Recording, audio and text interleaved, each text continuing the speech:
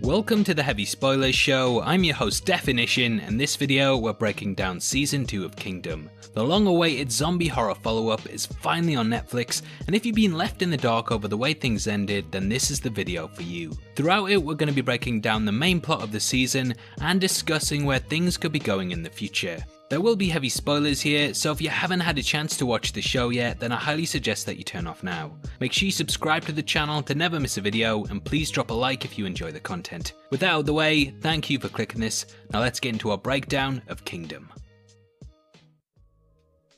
Okay, so just a quick recap of the first season to get you up to speed. Last time, the king of the kingdom was on death's door and a mysterious plague ravaged the land. Eyes soon turned to who would be his successor, and initially it seemed like the Crown Prince Chang would be a shoo-in. However, the queen was also apparently pregnant, and due to the Crown Prince being of illegitimate birth, her child would become the heir should it be born whilst the king was still alive. The king died, and though it seemed like this meant that the Crown Prince would ascend to the throne, the evil queen and her father, Senator Cho, had other plans. Using a rare herb known as the resurrection plant, the queen was able to bring the king back from the dead, and she planned to keep him that way until she had an heir in place. As we theorized in our last video, the queen had had a miscarriage, and thus she'd been rounding up pregnant women in the palace in the hopes of taking their child.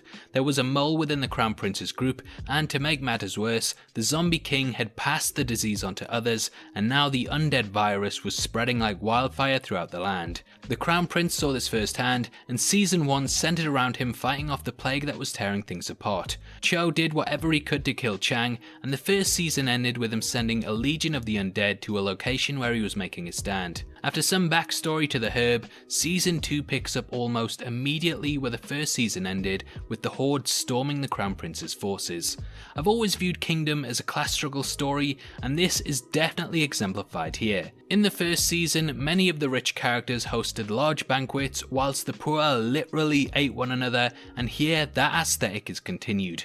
Food is God, and this message of the needs of the many outweighing the needs of the few plays heavily into the finale. Though it wasn't intentional, in light of recent events, the show is almost metaphorically depicting how people will try to do whatever they can to survive, even if it means stealing all of the toilet paper, stealing all of the rice. To me, the poor and zombies represent people at their base instincts, fighting for whatever they can, whilst those in power are cool, calm and calculated. There are several examples of this in the 6-episode run, and ultimately the show states that on the whole, though humans tend to be self-centered, we are strongest when we work together. Though the intro is laced with subtext, it's also just amazing to watch, and it's probably one of the best openings to a season, well, ever. Overwhelmed, the forces retreat, and we discover that not only is the prince's trusted advisor Mu the mole, but that the disease has also been used in the past as part of biological warfare. We realise later in the season that the sick and elderly were transformed into the undead through the plant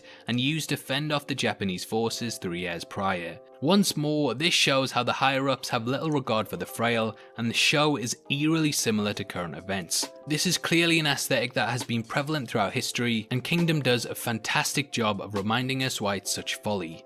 The prince realises that he must end the disease in the land no matter what, and with a skeleton crew he heads out after Cho. He has seen firsthand the desperation of the people and realises that all the aspects of society rely on every single element to coexist. Small cogs allow the big ones to spin, and so on, and there really isn't one element more important than the other, and this aesthetic means that when we do lose characters, you feel the impact that much more. The show does a phenomenal job with its pacing, and it's easily one of the best things that Netflix has put out in the past year.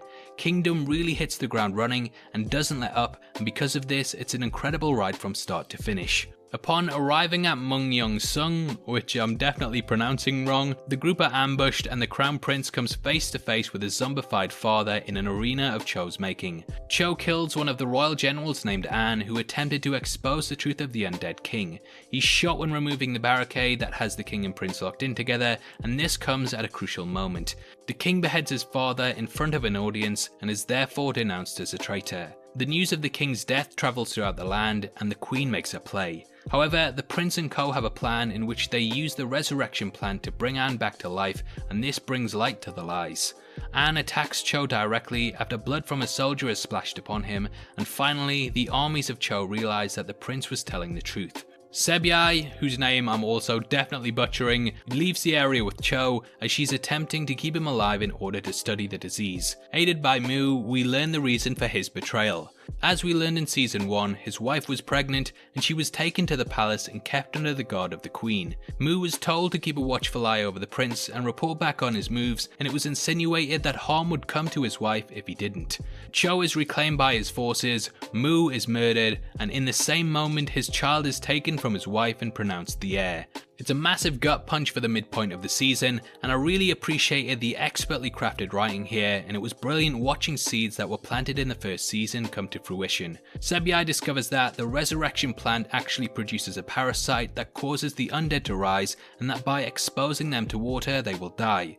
Similar to cordyceps, they operate by entering a host, changing their behaviour and then infecting others. In real life, this fungi grows in the larvae of insects and passes on this way, however in the show it's in a rare plant. The eggs of the worm grow on the stem of the resurrection plant, and once injected, they bring the bearer back to life upon death. Through this method, Sebyai manages to save Cho, but he rises even more focused on the quest for power. Cho pretty much shuts down the investigation on his daughter's pregnancy, but suspecting that it has validity to it, he forces Sebyai to examine her. I think Cho even realizes the monster that he has created, and seeing someone who reflects his tyranny is as horrifying for the character as the undead are to the kingdom. The queen knew that this would be the case though, and she poisons her father, killing him in one of the biggest twists of the season. What I loved about this is that Cho had been such an incredible villain over the course of Kingdom that when it looked like he was going to die, I was so glad that his comeuppance had finally come. However, after he was saved, I felt like the character's rule was never going to come to an end. Seeing him saved and then taken out by his own daughter is a really fitting end for the villain, and it set the stakes for just how evil that the queen really was. The plague is listed as the cause of his death, and Sebyai is taken prisoner and forced to study it further so that the queen can build a new army. Now the season ends with the Crown Prince gathering his forces to take down the queen, who now sits upon the throne. The ministers assemble to oust her, and it's a really triumphant moment in which the Crown Prince shows that through all that he has experienced, he understands the type of leadership that the country needs. Now whilst all of this political back and forth has been going on, you've probably forgotten about the undead, but they make a big bad return for the finale. They're unleashed in the Queen's palace for the final battle, and it really ups the tension. Things are as frantic as ever, and it's the perfect way to close out the season. The Crown Prince's forces actually managed to defeat them by using the lake around the kingdom, which is now frozen. Through breaking the ice, they are able to dump the entire herd into the water and thus kill the parasites. Though Mu's child, the apparent heir, is bitten, Sebyai manages to save him by placing him in water. This, similar to a baptism, also has a lot of meaning metaphorically. To me, it not only symbolized the cleansing of the disease, but also the cleansing of the dark influences that he would have had from the queen, who perishes during the episode. After surviving the onslaught, the Crown Prince finally has the throne, and he's advised to kill the child due to very few people knowing about it. However, he spares the boy, states that he is to be pronounced dead due to the war, and instead lets him take the position.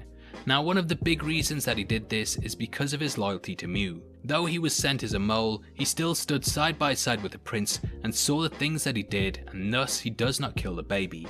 He also believes that because the child is an innocent who has not seen the horrors of the plague, that he will be able to be guided on the right path, far away from the evil influence of what would have been his mother and grandfather. The fact that many people believe the baby to be a Cho also means that the throne will not be contested. Many people are still loyal to the Cho clan, and the prince knows that if he took the position, then they would rebel against him. This could throw the country into a further state of war, and in order to avert this, he allows the lie to continue for the many lives that it would save. We get a time jump of 7 years, and the country has stabilized with the memory of the incident sealed off. The king is filling his new role well, however we discover that the infection did not fully leave him and that a parasite still exists within his body. Thus, if he dies, the infection will spread, much in the same way that it did from the prior king. He could also potentially pass it on to his heirs, and it may exist in the kingdom for the foreseeable future. How things will go, we don't know for definite, as the disease constantly mutates, and how it will lie within the young boy is a complete mystery. Elsewhere in the land, we catch up with the prince. With Sebyai and young Sin, the three travel to the epicenter of where the resurrection plant grew. On this trail, they discovered a man planting them, who stated that his son brought it back from China. The pair had tried to sell the plant as a cure for death, but no one believed them, and thus the business didn't take off. Someone had sold the plan to them, given them instructions, well aware that it would end up ravaging the land. Now what this could mean is that there's a conspiracy to take the country down. The way that I took the ending was that a rival country wished to ravage the land, and thus they'd been selling the seeds in the hopes of doing this. We learn that the Crown Prince and co have travelled to the Hamgyong province, and they come across a deserted village in which the plant grows, and they also stumble across an infected person that has a bell tied around their ankle. The season ends with them finding a woman who has the undead in boxes and is dressed like a sailor. Now by the looks of it, she's been bringing over the infected to the country, and due to the nature of the bells, she is in control of them. Whether she's an enemy or simply studying the parasite, we don't know yet. However, coupled with the information from the two that planted the herb, we can guess that there is a plan to overthrow the young king and invade the country. After the initial plague didn't work, and the plan to distribute it by selling it as a miracle cure failed, whoever this is could have been sent in to unleash the undead directly and spread the worms the old-fashioned way. This would explain why the village is deserted, and why this mysterious character is also dressed this way with the creatures in containers. So to summarise it, I do think that there's a conspiracy to overthrow the king, and after two failed attempts to destroy the kingdom internally, they've sent someone in to do it firsthand. Whether this turns out to be true, we won't know for a while, but there's a lot of things to look forward to, and I can't wait to see what they have in store for us with the third season. As I'm sure you can guess, I absolutely love Kingdom Season 2, and it gets an 8.5 out of 10. Now obviously I'd love to hear your thoughts on Kingdom and what you took from the ending. Make sure you comment below and let me know, and if you enjoyed this video then please drop a thumbs up. If you want something else to watch, then make sure you check out our breakdown of what El Cuco from the Outsider really is. We go over what inspired the character and the creature itself, so it's definitely worth checking out if you want to know more. Every month we give away free movies to people who are subscribed to the channel, and this month you can win the Star Wars Skywalker Saga box set, and all you have to do is comment on a video and make sure you sub with notifications on. The winner is going to be chosen at random on the 15th of April, and the set will be shipped out from then to whoever gets the prize, so best of luck to everyone who takes part. This is a channel for people who are never missing television, so if that's the kind of thing you like, you need to subscribe to Definition. Thanks again for taking the time to watch this, you've been the best, and I'll see you next time. Take care, peace.